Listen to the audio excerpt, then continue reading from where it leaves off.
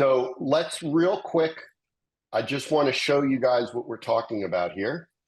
So I'm going to use a filter with just my initials so I can focus in on my pieces of equipment that we're going to be talking about with that, with the slide that we just looked at.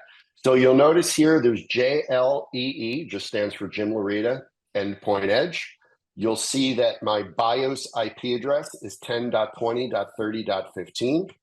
You will see that my policy group, which we haven't talked about yet, but Ryan alluded to a few moments ago, you'll see my policy group is called Gym Lab A, and there's my routing or internal routing scenario, which we'll talk about in a moment.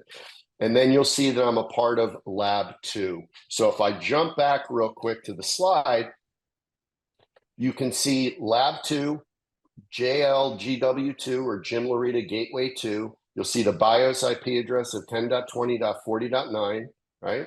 So we'll jump back again, 10.20.40.9 for JLGW2. And then for JLEE, we have 10.20.30.15.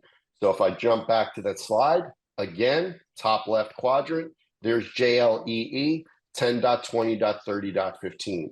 So in essence, what we're trying to do here is, again, to circle back to the original intent of this particular demonstration, is we want to show how we're first protecting this asset down here, or these assets down here, but also how are we providing system maintenance or gathering telemetry data or syslog information from this device or this device or this device remotely. Okay, so there's a twofold agenda here: end device or asset protection and maintenance of those devices and potentially pulling some information from them.